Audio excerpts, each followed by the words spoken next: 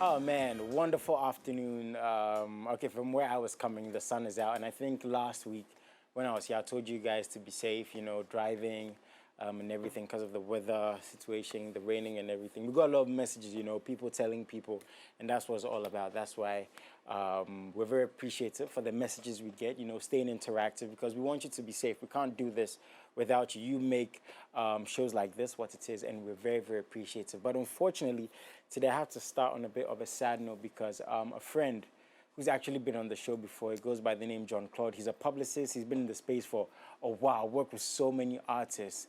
I just found out this morning he passed away in a car accident. So if by any chance you know him, you know somebody who knows him, he might be working with some of your favorite artists.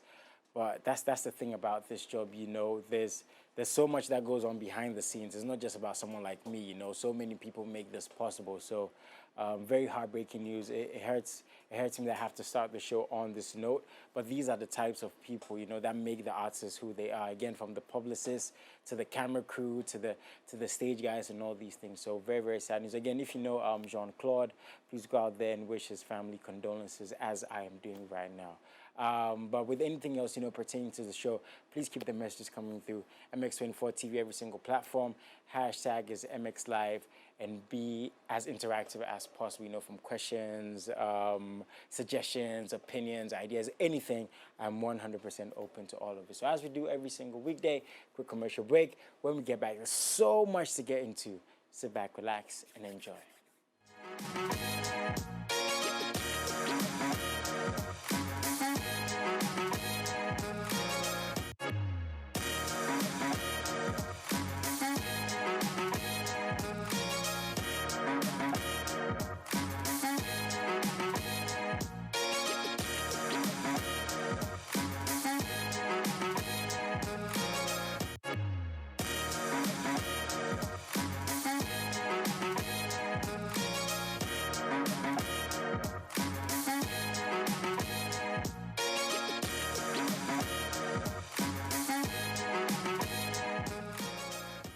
Welcome back, guys. MX24 TV, hashtag is MXLive, stay interactive, because I can't do this without you. Now, I have very exciting moments, on the show because of the people I get to talk to. For some, it takes a little bit after I see them, so I get into little fights with them. And today's artist is somebody who I'm very happy is here, but we have to get into a bit of a fight, because I haven't seen her for, 1 year? Has it been 1 year? Or thereabout? A little over 1 year. Like 2 years. Oh, man, even more heartbreaking for me. How have you been, Haeven? I've been up and down and everywhere in between, but I'm good right now. For the most part, I think. I think I'm good for the most part right now. I like that. Now, one thing about you is, looking at our previous conversations, you're very honest and open, Painfully so. Yes. And I love to talk to artists who are honest and open because it makes the conversations more interesting, I think. Why though? Why? In a very scary world we live in now with social media and how easy it is to be attacked, how easy it is to be indirectly to be addressed, why do you think that's important for you? And do you do that for you, for your fan base, or why? You mean the honesty? Yes, the honesty and the openness. I think it takes more effort for me to be not honest. I think it takes more effort for me to be like, bit sugarcoaty about things because naturally that's not who I am. And then when I do that, that's honestly more scary because then I have to now think about my every other, am I doing too much? Am I doing it?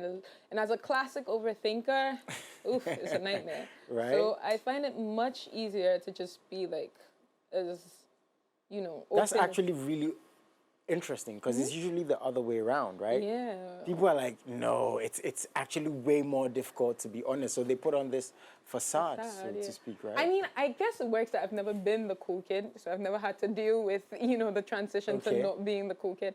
Back when I was in like school and stuff, I've always been that person to like make Dungeons and Dragons out of cards because we didn't have any here. Or like start a cheerleading club because I watched Wings Club and stuff. And I mean, it was cool when I was in like lower primary, but like when I got to JHS and secondary school and college, it wasn't as cool. So I think I got used to not being cool, and so I'm not as scared to not be cool. Has that helped your artistry? Yeah, because I know, right? Because like, again, it's all about honesty and openness, and we love this. But as much as we love it, it can be very scary, a scary position to be in. For you, this seems like it's very natural, right? And I'm sure you found ways to navigate that honesty, you know, in a pool of dishonesty. Oof. Interesting, right? I know. So how has that helped, and has it, again, helped your creativity, your artistry? Definitely. I feel like because of that, I'm able to be more raw, more straightforward in my lyrics, more saying things that, like, I don't typically hear in my current climate. Mostly because I feel like songs and performances are like 3 minutes where you have the chance to say anything you want. And nobody can, like, you either like it or you don't like it. You either listen or you don't listen, but it's my opinion. And I think because of that, music has always been that my platform to talk and say and talk my, you know? Yeah. And like, I think it's definitely made it easier. But on one hand, I haven't even been able to really tap into the more vulnerable sides. Right now, I'm like, Even still? Even still. Wow. Even still. Right now, Haeven is like my, you know, persona that I created to feel confident and to feel empowered and all of that. Okay. And so that's what I kind of want to translate to other people, to make music that makes them feel confident and empowered and like understood. Most likely understood, yeah. So being who you are, right? And again, giving us a glimpse into all of this, that introvertedness, you know, that honesty again.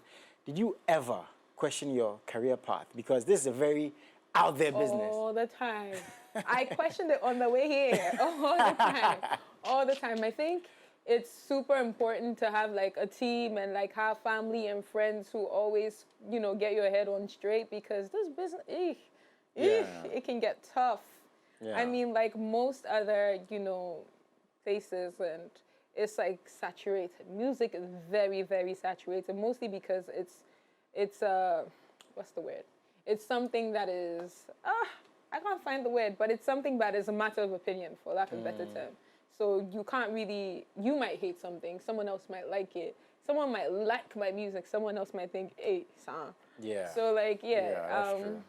and there's always new artists every day, new things to keep up with. Whew, it can get like really, also during, right? Also during quiet moments where things really aren't moving forward. You had a project, you had to now go review the project. There's issues with the production.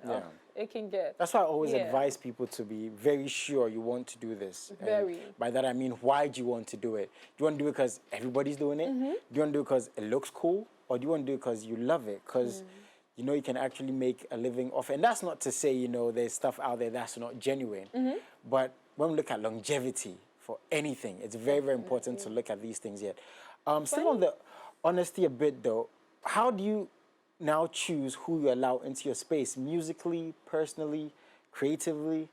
Because again, I'm assuming, right, knowing you, and for the times that we've spoken, you're very cautious about who you allow into that bubble. So how do you actually choose and define who you work with? I mean, it took me a year and some. Well, it took me 3 years. It took me 2 years of making mistakes, 1 year of reflecting. And I mean, I'm still making mistakes every day. But I think it took me a whole year off like the music scene to reflect on what, you know, being an artist, being Haeven, doing music really meant to me. And like, I had to make some very tough decisions. Can imagine. You imagine like when like everybody's telling you you're being paranoid, you're being ludicrous, but you have to like trust your gut that this don't feel right. And like this, and nobody understands that. Nobody. And like, so, bro, last year was just like. Were these decisions with the people around you, or the kind of content you're putting out, or what were these? It was everything. It was the journey. It was the people around me. It was like, I think that's what taps into like the music I'm putting out right now. But like, it was trying to like share your vision and being impassioned about it, but then being told that, you know, you're not ready to compromise and all of that. And on one hand, I'm like, okay, if I'm not ready, let's make a plan. Let's get there, because I'm all about planning. But then now I have to like wait for everybody else on the team to be ready. And that can be quite something. Also, when like you're told to change, to be this person, to try this thing. I mean, I'm all for trying things, but like I've not really grasped who I am yet for me to start trying to be somebody else. And so a lot of those decisions, I had to like really go. Also, it was like coming off wrong. I was turning bitter and all these things that I realized wasn't me. I was also going through a very tumultuous period where everything that I thought I could possibly lose, I was just losing. Wow. So it was crazy. It was a nightmare. You've been through a lot. Yeah. Oof. The interesting thing about, people go through these dark times, whether alone or with people around them, once they get through it, they become very like masterful of their situations. Is that why you took a break off? Because you took a 1-year break, so to speak. Yeah. I mean, I didn't know I was doing it. I just knew I couldn't do anything because I couldn't go into the studio for 1 year. I couldn't make music. I hated listening to music. I didn't listen to music for like a year. For real? Yeah, because like no music, like. I like when it. I mean, obviously when it's around you, but like to intentionally go and it was like I would try, and then it would be like no. I would start feeling things that I didn't identify, and then that scared me, so I would just stop. I mean, I had to do therapy. So it was that bad. Wow. Because I feel like I was being thrown into adulthood at the same time that I was doing this music thing. Because I had just, like the year before, or like a year and some before, I had lost my mom. Oh, man. To cancer, yeah. Condolences. Thank you. And then the year after, I had lost my dad. Oh, man. To the same thing. So it was just like, okay, now what do we do? And then you're swimming in music, which is the most uncertain thing you can ever do. Because there's a lot of things you can't control. You're relying on a team that doesn't understand that, like, sometimes you're grieving. And sometimes the place you come from is a place of grief. So it's not like, hey, I need, like, a lot of attention, which I did. But it's more so I'm struggling. I don't like dealing with uncertainty. There are so many things that have gone wrong. I just want to know that this is going right. And being able to translate that was difficult. And I realized that it was not only affecting me, it was affecting people around me. It was affecting... So I needed to, like, take a break, step back, and figure what was going on and heal for the most part. That's awesome. I mean, it's a bit of... it sounds misplaced when we can say our struggles are awesome, right? But it doesn't make sense. But it makes sense when you get through it, when you're able to actually navigate these struggles and come out stronger. And for you dealing with all this loss, right? And again, back to that word, being honest about it, open about it. I have to commend you because thank you. I'm still dealing with it yeah, today. right. I mean, do we ever not deal with the struggles and the demons we fight against? How did you actually get out of that? I mean, you've told me about the therapy, and I'm sure there were little processes, but to get into the place where now you're making music again, how did you get to that place? I think I had to fall apart several times during the year.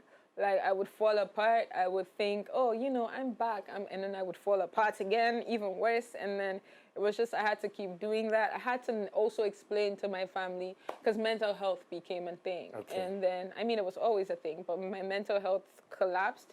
And trying to explain in the current climate that we are, mental health and neurodivergence is not as easy. So I think I had to get, like, my family, my sisters on board eventually. And my aunt, and I mean, I tried a lot of things. I tried going out of my comfort zone. I went back to like my faith and all of that, even though for a while God and I had a complicated relationship, but we're cool now.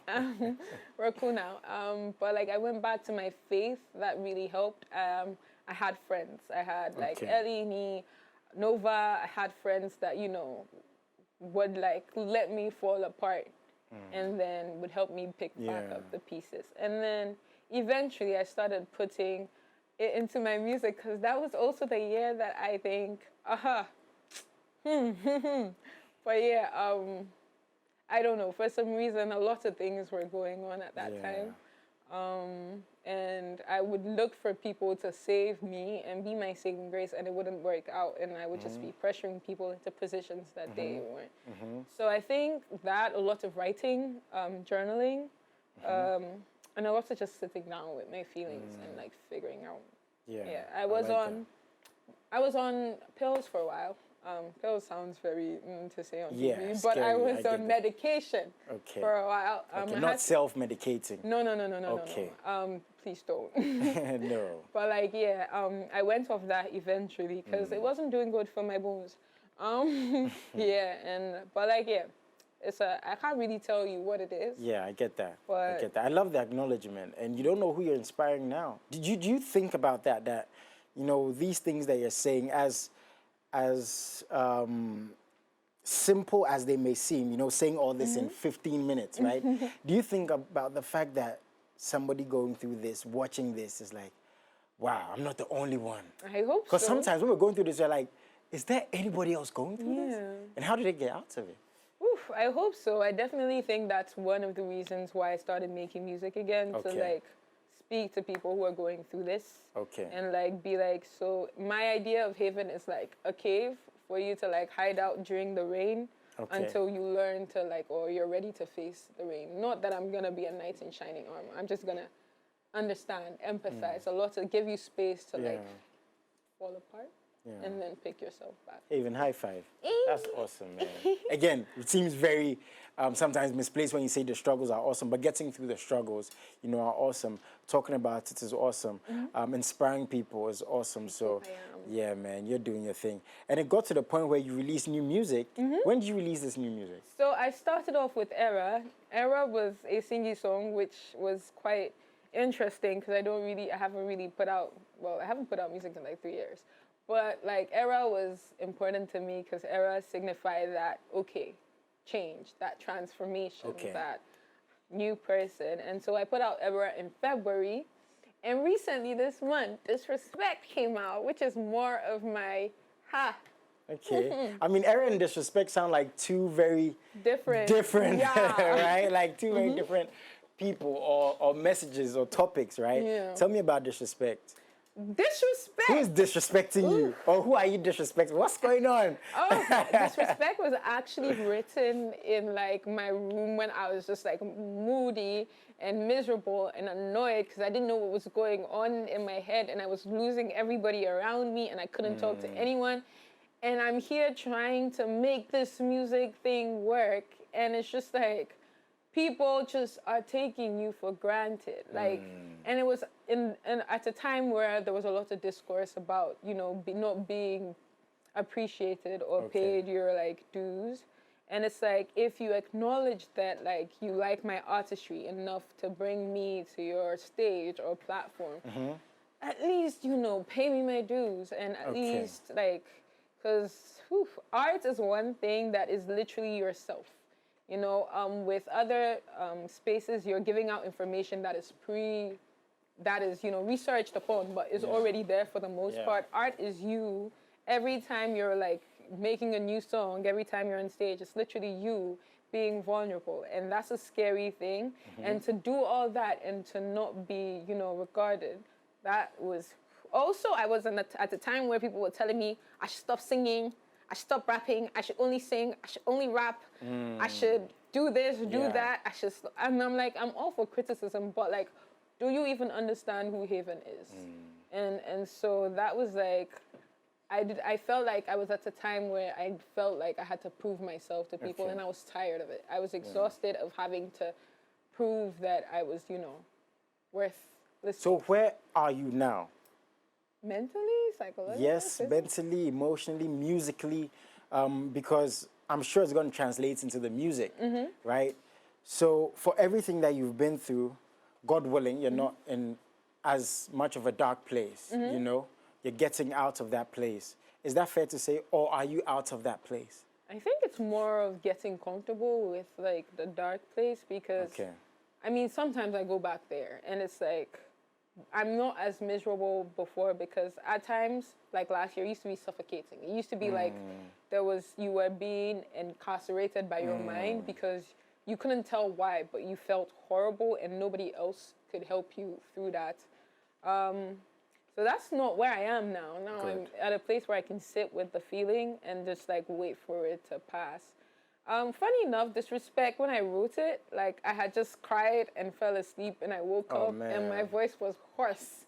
And so that's when I did the hook. When I tried to remake it in the studio, I could never get my voice to go that low again.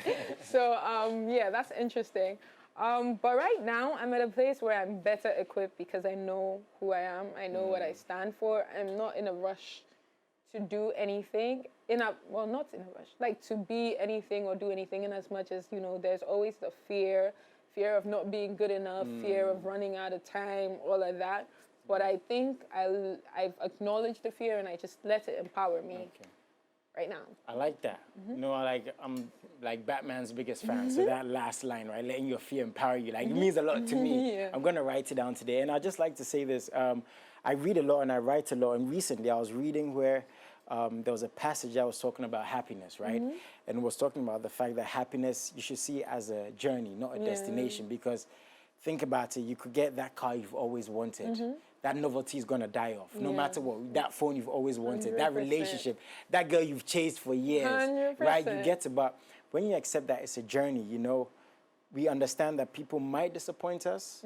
Sometimes it's out of their hands, but they can get back to a place, maybe we accept it or not, they can get back to a place where, okay, I'm sorry, I made a mistake, let's carry on. Like with anything else, right?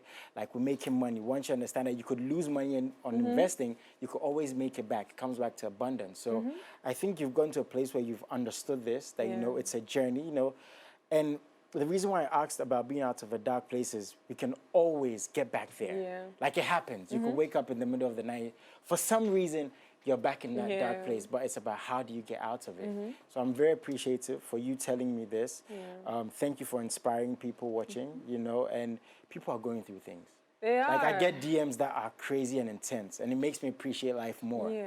So thank you. I can't say thank you enough. What would you want to tell fans, before we get to the music, people who inspire, people who are going through things before you leave today? I think make peace with yourself in that understand that people are imperfect. And someone once told me that the only thing you can trust people to be is people, to be imperfect and everything. And once you let go of all the grudges, all the negative energy that could just let go. It's really not worth it because it just drains you in the end. I'm not saying turn the other cheek in some sort of way, but I'm just saying that understand that people are imperfect as you, and just like, you know, focus on the good things. Like I can't wait to hear the new music. I mean, Disrespect is new, but so we're going to get more music. Oh yeah, that's a promise. Yeah. More. How many songs are we getting this year?